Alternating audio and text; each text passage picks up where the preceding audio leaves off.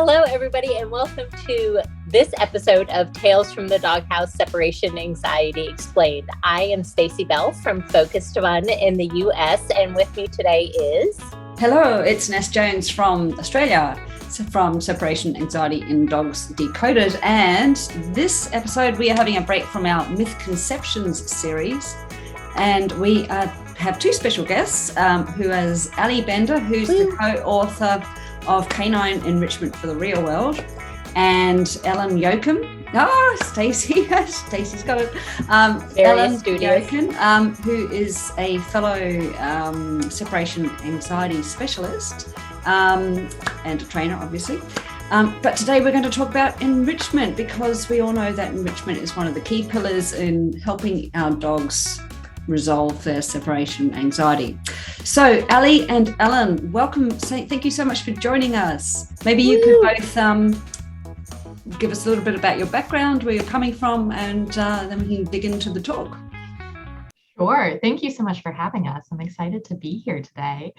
So I am Allie Bender, founder and co-owner of Pet Harmony Animal Behavior and Training in the States, and co-author of Canine Enrichment for the Real World. And as of like a week ago, the Canine Enrichment for the Real World workbook that just came out too. Ooh. So I know, it's super exciting. It is. So a little bit about my background. I started off in the animal sheltering world. I started volunteering, interning, working in shelters. Shelters was my life. And at the totally normal age of 13, decided that I wanted to open an animal shelter. Very normal dream for a teenager. And so everything I did was for that, all of my jobs and internships. I got a degree in animal science from Iowa State University, and was working in a local animal welfare nonprofit after graduation, and decided I hated it. I really did not want to do that. I did not want to run a nonprofit, and was professionally dog training on the side at this point, and decided that's really what I wanted to do. Is I wanted to do training, and I loved behavior. Even when I was thinking of opening a shelter, I really wanted to focus on animals with maladaptive behaviors, because those are often the ones that fall through the cracks in shelters and rescues. And so that just got me to where I am today. I started full-time professionally training in behavior consulting, and here we are. And I'm Ellen Yoakum, and I have a less direct path than Allie Bender happens to have. So I got my undergrad at the University of Washington in psychology, focusing on animal behavior. But during that time, I was working in the behavioral enrichment animal research lab led by Dr. Eddie Fernandez. And so we did a lot of zoological enrichment research. And that was really the foundation of my undergrad. I worked in dog daycares and dog boarding and all of those things. And then in 2015, my partner and I moved to Florida to go work professionally with birds. And so I worked for around 3 years working with birds in a variety of different formats, both in like a zoological and a free flight bird show and all sorts of things. And then in 2018, we moved back to Seattle, and I worked at Ahimsa Dog Training for a few years until the pandemic came around. And then my partner took a job in San Jose. We moved down to the Bay Area in California, USA, which is where we're located now. And the love of enrichment just kind of guided me towards Pet Harmony. And so I work full-time with them now, doing behavior consulting and training. And Allie's laughing, for those of you who may not be able to see. Ellen is being modest. Ellen does everything, not just training and behavior consulting. This is true. I'm also affiliated with the University of Washington for their certificate in applied animal behavior program. I think one of the things that we like to do at the start of a show, especially when we have guests, is to define our terms, right? So enrichment, I think, is one of those terms that's really, really popular in the dog training world right now. And for a lot of people, enrichment equals food toys. And that's not what we're talking about here. We're talking about a much richer, fuller picture. So can you guys tell us how you define enrichment? Just before you jump in, I've a lot of people, not just food toys, they might think it's throwing the ball in the backyard. They come home from work. Oh, what enrichment did you give your dog? Oh, I threw the ball in the backyard for 5 minutes. Or, they went for a walk, or they went to the park or whatever. So, yeah. Go, Allie. So the way that we're defining enrichment is from the zoological world, where it originated, where it flourished, I should say. There is a little bit in research before the zoological world, but we're taking our definition from the zoological world in that enrichment allows, or enrichment meets all of an animal's needs in order to allow them to perform species typical behaviors in healthy, safe, and appropriate ways. And you mentioned that a lot of people are focused on food puzzles or on just like the physical exercise aspect or the social aspect, but really we're talking about all physical, emotional, and behavioral needs here. Mm-hmm. Yeah. And I love that fuller definition because, the reason why we want to provide those things for our dogs is to increase their welfare, right? And like you said, to meet their needs. And if a dog is not feeling safe, but they have a snuffle mat, then, we're not really hitting the nail on the head there. So I think that's one of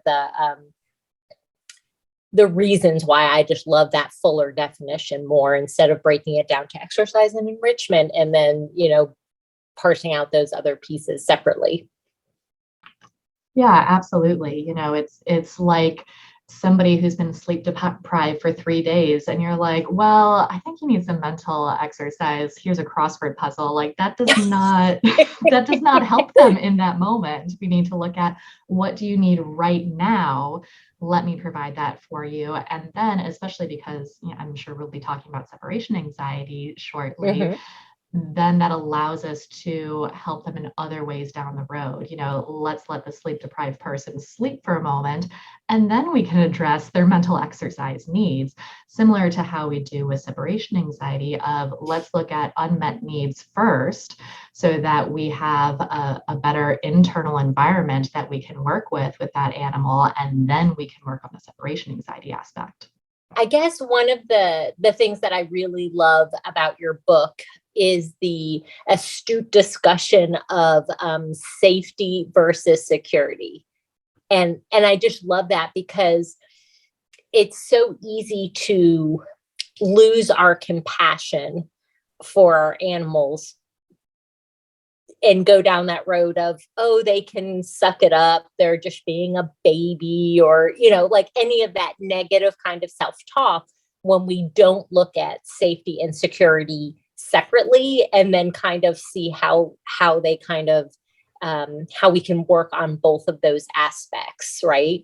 So can you, just for our listeners who haven't read the book, can you talk about that a little bit for us? Absolutely. This is one of my favorite topics as a behavior consultant working with clients as well, because like you said, it is such an important concept for pet parents to understand.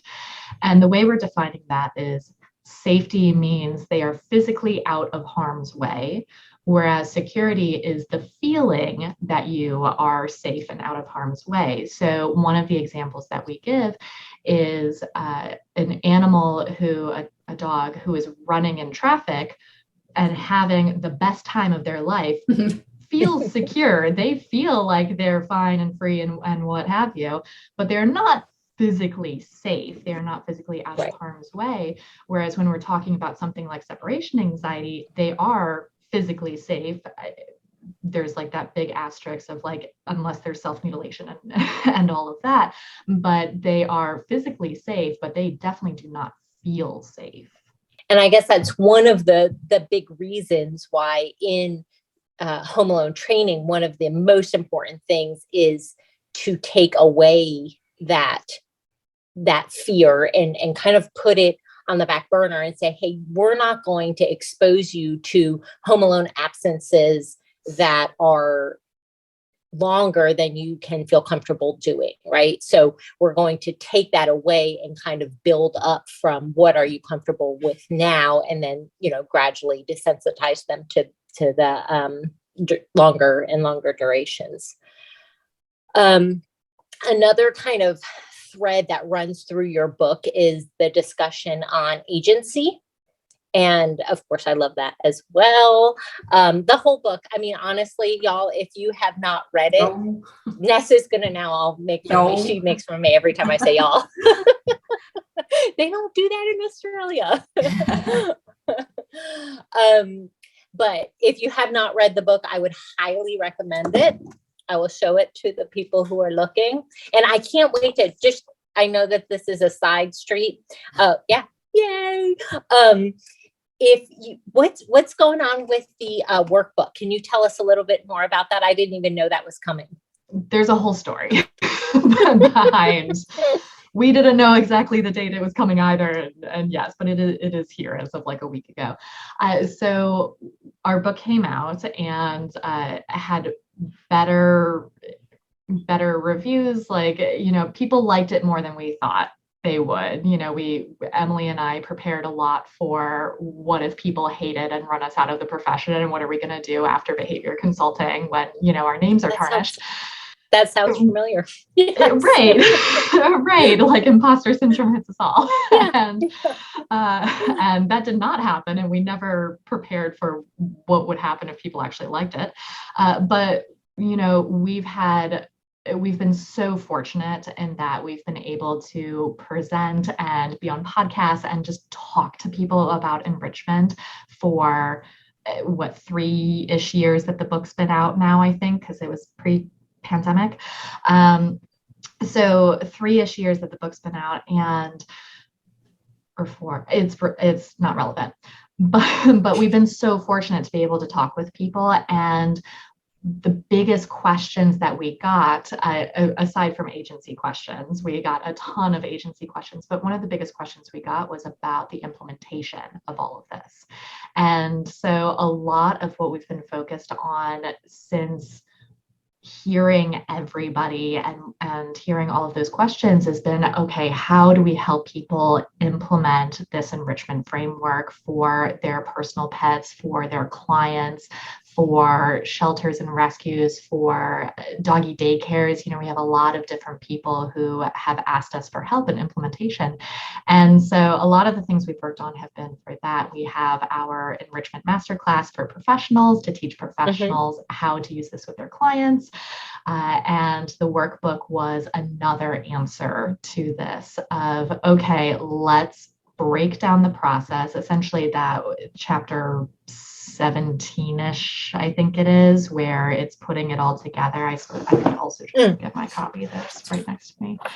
Yes, chapter 17 of putting it all together, of let's just blow up that chapter and look at all of the nitty-gritty details about how to implement. And that's what the workbook is here's a step-by-step guide of how to implement our enrichment framework, and has resources and worksheets and all of that good sort of stuff to help people do that. I love it. I'd really like to touch on something we haven't discussed yet. And Ellen, if you'd like to join in as well. Why or how can enrichment benefit dogs that are struggling with behavioural problems? And then maybe, Ellen, you can talk about separation anxiety in particular. I'm going to let Ellen answer this whole question because I have been talking way too much. So Ellen, please take the whole thing away. Yeah, I for those of you that can't see because podcasts, I just laughed wholeheartedly. Yeah, I was wondering what you were laughing at. Because this is everything that we do. This is how we approach things at Pet Harmony from the ground up. Because often when we're seeing these maladaptive or these behavior struggles or challenges or whatever word resonates with you, we're seeing some sort of indication that there is an unmet need of some way, shape, or form. We always start with this is the most likely answer, and then dive a little bit deeper if we're not getting the results that we're looking for. So when we're utilizing enrichment activities and strategies, we're really looking for results. I'm not looking for, can I fill my dog's time? Sometimes I'm looking for, can I fill my dog's time? Because sometimes mom needs a break. But I'm more often looking for if, for example, I have my dog Griffey, who, if you've seen anything, he has some big feels about a lot of stuff, one of which was separation problems for a while. But we have a dog next door that I call Sad Dog, and Sad Dog barks, and Griffey is very responsive to dogs in distress. For whatever reason, he can handle other dogs barking, but dogs that are giving distress barks, he finds also equally distressing. But if I do 15 minutes of scent work with him in the morning, I get a reduction in 50% less barking from him towards the other dogs in the neighborhood. So that's really effective for me. I know that that is a trade that I can make. 15 minutes of scent work gets me 50% less barking throughout the day. That's a huge win for me. So we're looking to see, can I meet some sort of unmet need that will help us address these things? And instead of trying to just deal with the symptoms, can we deal with the root cause that's going to give us something that is sustainable long term, that the pet parent and the pet can sustain, so that we're getting that change that's going to last us? And it's not so fragile. We're not walking on eggshells trying to maintain some sort of chaotic balance that we've all struck in our household together.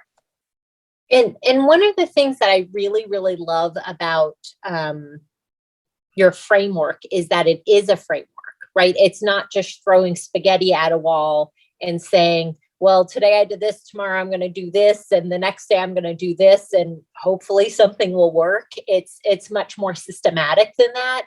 And like kind of going through, this is what I'm doing, and these are the behaviors that I'm seeing. What if I tweak this?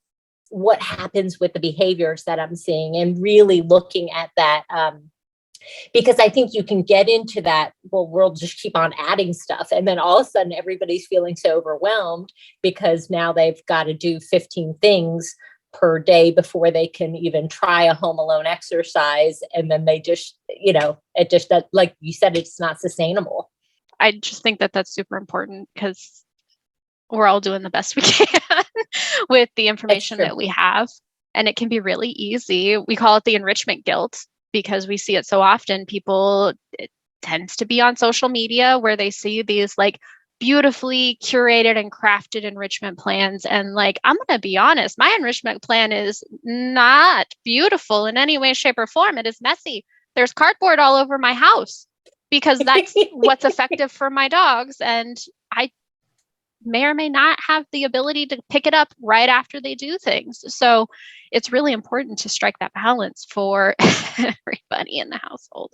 Because if the human's struggling, they can't help their pet. So we could expect people that say, let's talk about separation anxiety. They've got a dog that's suffering from separation anxiety.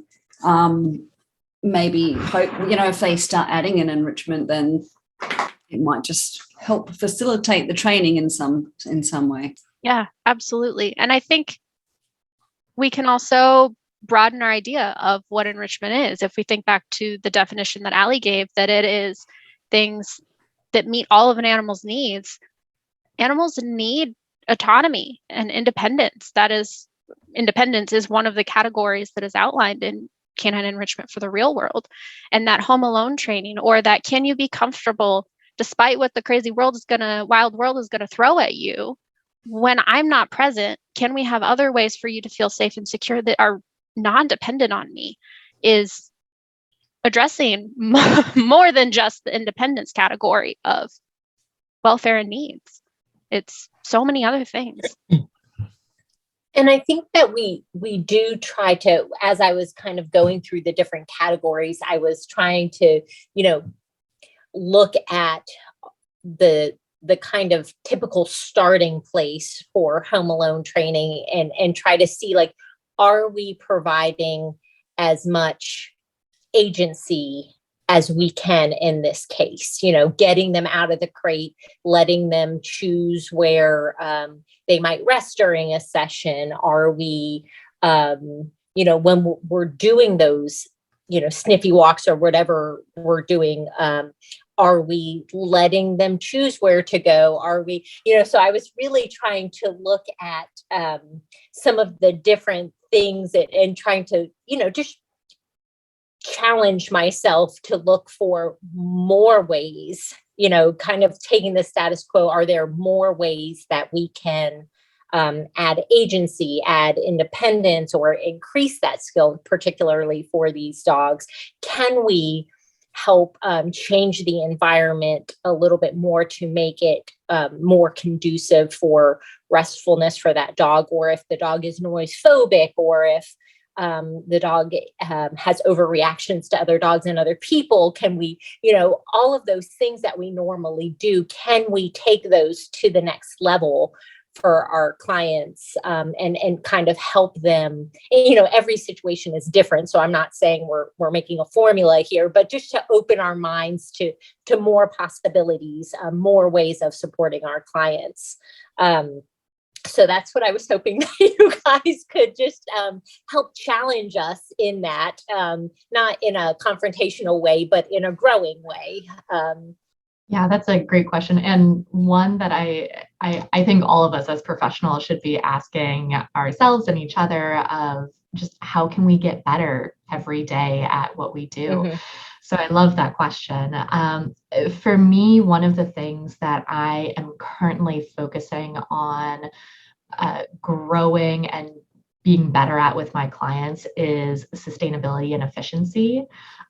Is there a faster, easier way to get the same result than this thing that might be a little bit more intense?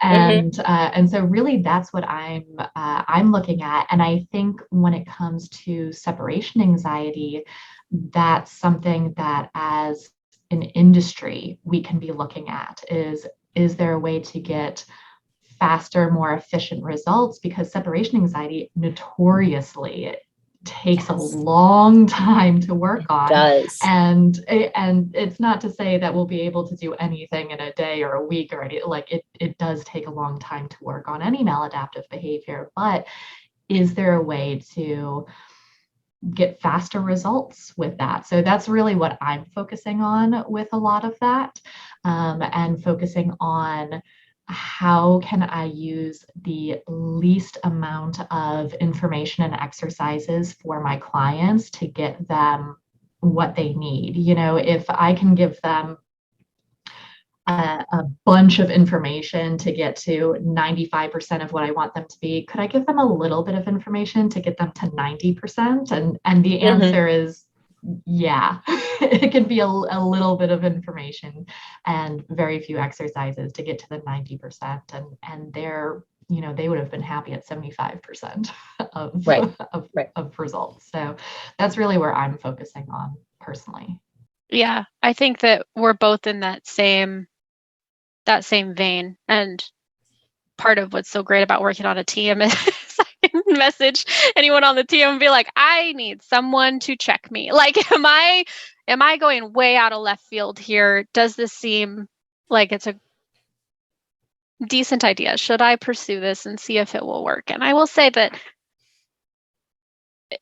things as simple as adjusting your phrasing, if you're a behavior consultant helping families, looking at the language that you are using can make a huge difference. Yeah. Without you having to change your approach or the recommendations that you are making. So I used to talk about calm a lot. I've stopped talking about calm because it was not very effective for me in the way that I teach and coach and do all of those things. So I talk about de-escalation, because wherever you are, from lungy, barky, bitey at the end of the leash, all the way down to I'm laying and I'm not quite asleep and all of those things, we still have a step down to that really comfy, cozy, I am zen and I am happy and I am just blissful right now. And that slight change has made a huge difference for a lot of the people that I work with and has gotten them faster results because they're focusing on the thing that is more important than what I was actually communicating. So that's where I'm spending a lot of my time lately, because like we said, there is only so much in terms of the time that I can speed up. Some of it is just repetition and making sure that we're creating that safe and secure place. Yeah. I love that. And I think it's, people who have dogs that have maladaptive behaviors or behavioral struggles, or, however you want to label them, are already overwhelmed, right? So if we can streamline the process, make it more efficient, make it less bulky, then, not only is their stress level going down and their overwhelm going down, but then they're in a better position to say, these are the 3 things I need to do today, or, and that just seems so much more attainable and sustainable. So I think that's really great. One of the things that I have actually 2 clients right now that I'm kind of working with on this, and I just wanted to get your feedback, is we know that routine helps anxious dogs, especially, and let's go with it can also be a little bit of a thorn in the side, because sometimes that routine shifts just a little bit and it throws their whole day off. So I've been working on a plan to add a little bit of flexibility in the routine. So I'm not saying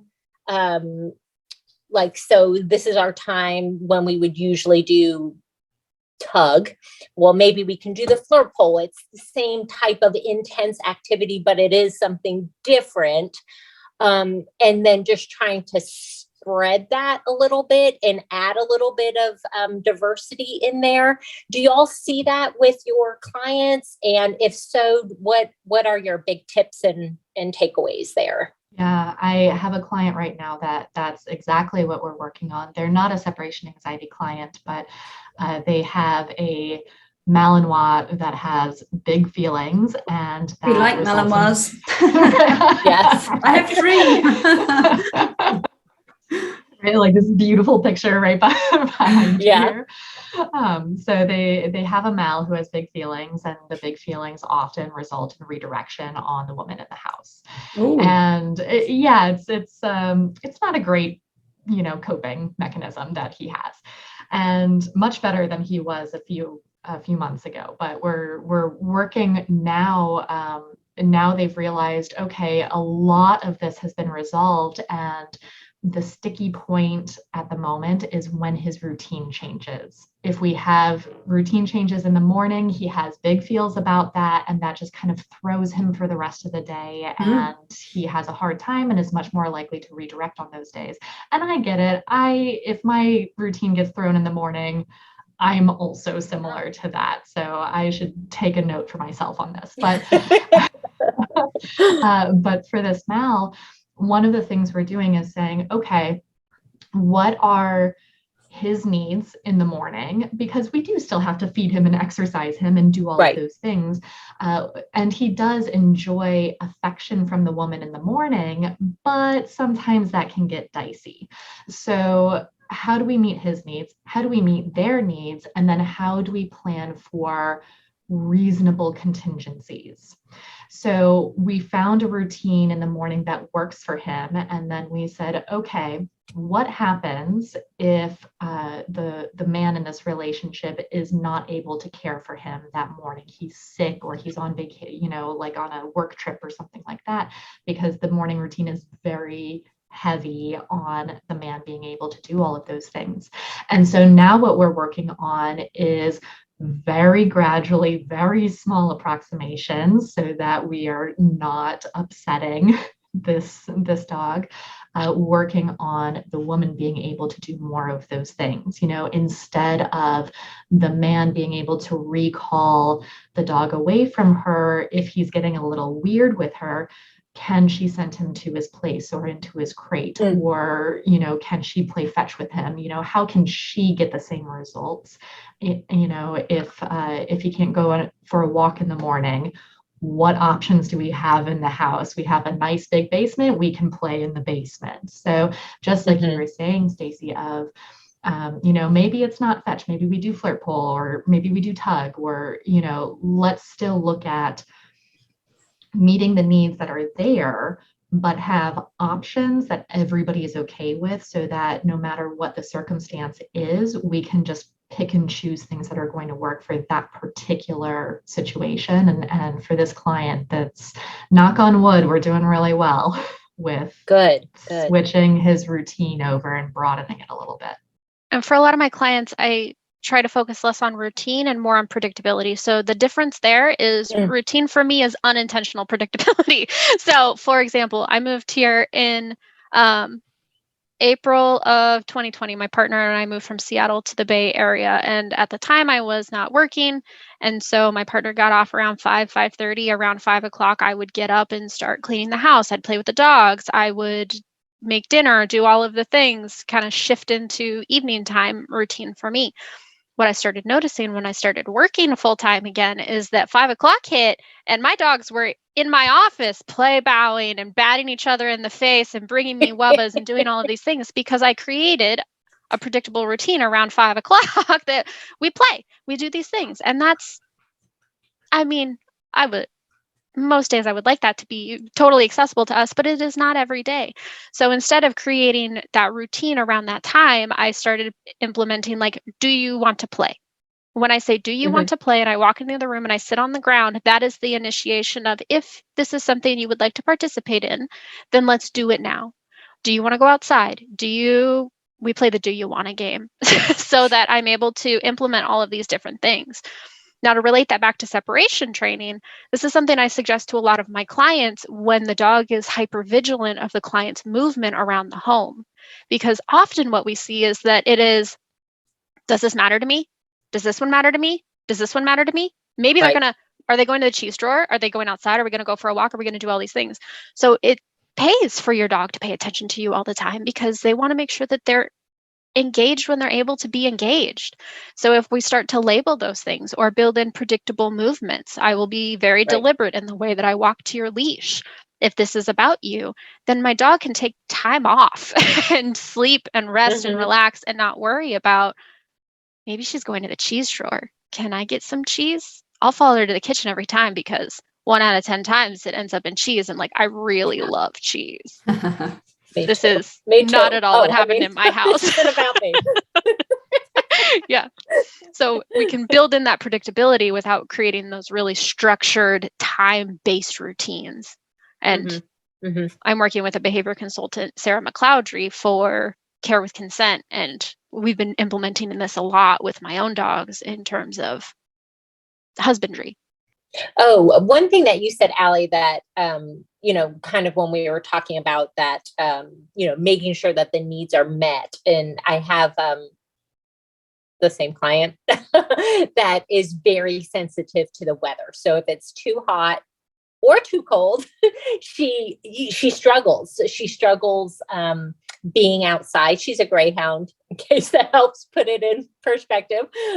She's just sensitive and lovely in so many ways. And so we have started trying to look at different ways that she might find engaging to do some exercise inside, right? So she does, a lot of mental enrichment types of things that we can do inside, obviously, but the physical stuff is usually outside. So we're trying to bring that inside, like you were saying with your client who, plays in the basement.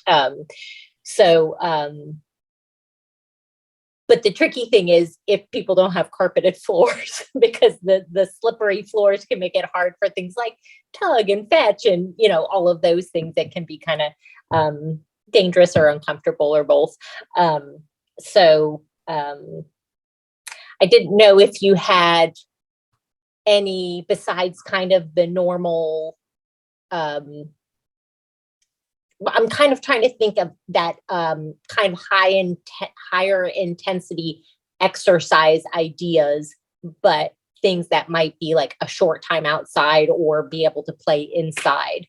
Do y'all have any ideas besides kind of, I know there's like lots of training games and fetch and tug and you can't flirt poles hard inside with a big dog, but unless you have a huge basement or something, but what are your ideas on that? Sure. And I'll preface this with every dog's an individual, talk to your vet, blah, blah, blah, because don't at me people on Instagram for these recommendations.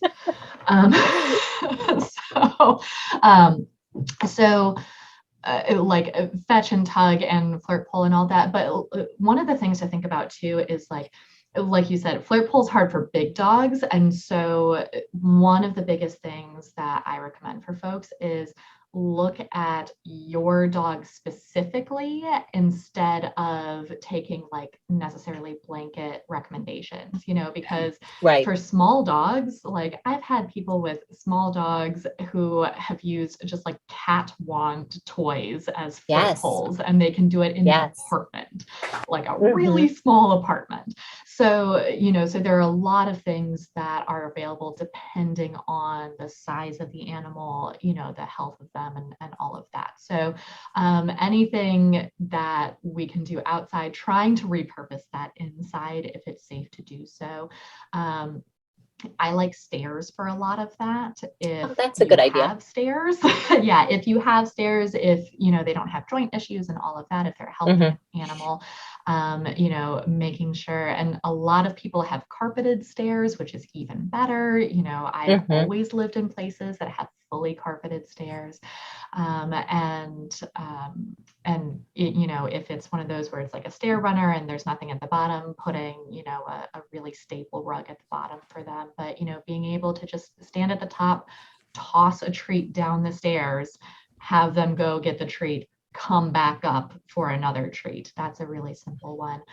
Jumping up and off of furniture, if it's somebody who is able to do that, you need kind of like the right size of dog for that recommendation to work. If they know how to do place and recalls and all of that, those are great things that training exercises that you can do. I do that the lazier way, where I just incorporate it into my Find It exercise. So there's mental exercise and physical exercise. Love we don't the double have whammies. stairs, right? Yeah. We don't have stairs that my dog can go up and down that are more than 3 stairs, which is not super helpful. So we have a long hallway in our house, and I toss a treat down the hallway. He goes, grabs it, comes back, does Find It, goes and grabs the treat down the hallway, and so on. If they know how to do any training exercises that can also double as physical exercises, again, with vet blessings and based on their body shape and all of that sort of stuff, things like army crawl and sit pretty and different physical therapy exercises. But I think one of the hard things and the thing to keep in mind for indoor exercises is that a lot of times when people say that indoor exercise, physical exercise doesn't work, is because they've missed the cardio component of it. Right. So they're inside and they're like, well, I'm doing like physical therapy exercises and it's not having the same result as it is outside. It's like, yeah, because you're working on stretching and strength, and you're not working on cardio. And even for us humans, all of those things have different effects on our energy levels. Right. So there's definitely a balance to find safe ways to do cardio inside. So yeah, that's my answer. Jumping jacks, if they could just do jumping jacks. Right. I mean, you can do, I guess, like puppy push-ups really fast. Yes. Yes. Doggy some dogs, I was gonna say, some dogs willingly do that without prompting. Oh, that's funny. That's funny.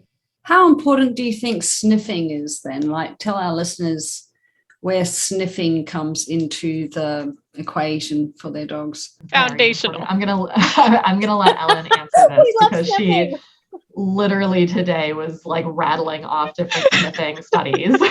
So I'm just gonna let you continue that conversation you're having, Ellen. Yeah. Okay. Really big. So that is something that I start almost all, not all, but almost all of my clients with, for a couple of reasons. One, it's multi-purpose, so I can use it in a bunch of different ways. If I have a cue that says, put your nose to the ground and sniff, there's stuff for you. I can use it as a multi-tool. Somebody called it the duct tape of dog training. I was like, yeah, like that. That sticks. That stays. So one, it's super useful. And back to the, can I get you 90% of the way there with very little?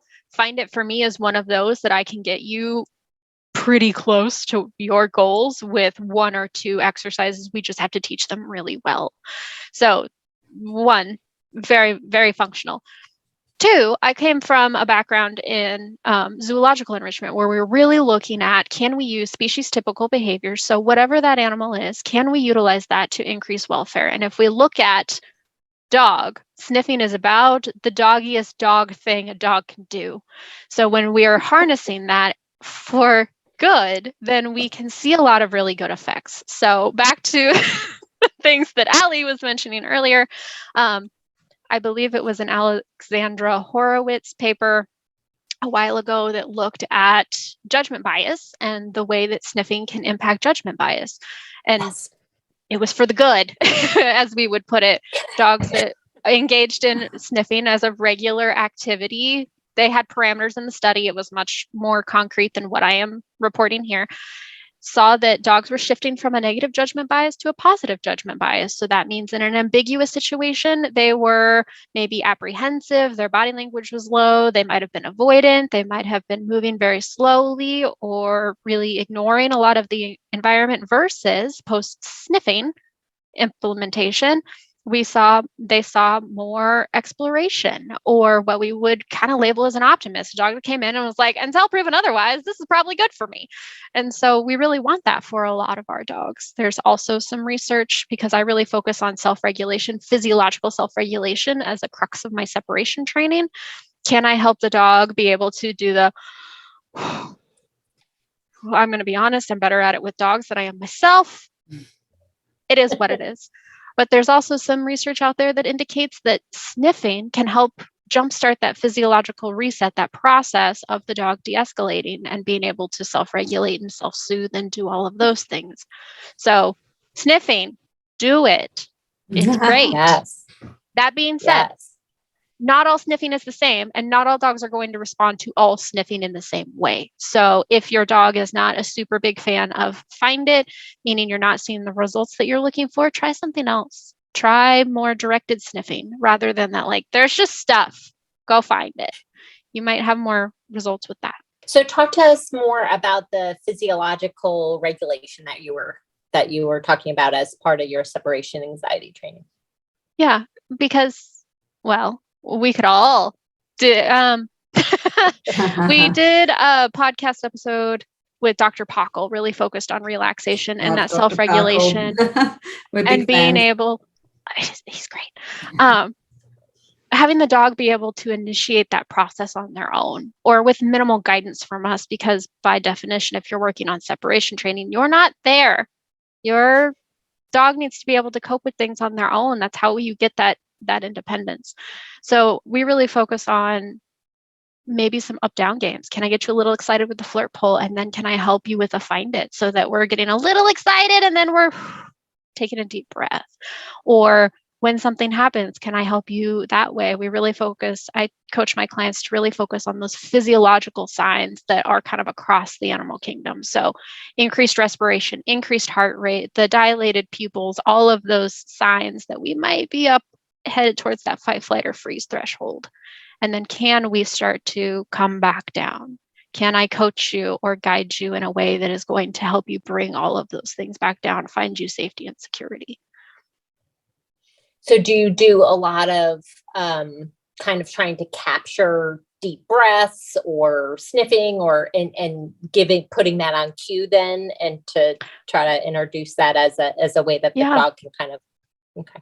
Yeah, it really depends on each individual and where they are, both dog and human. Where are we in this process?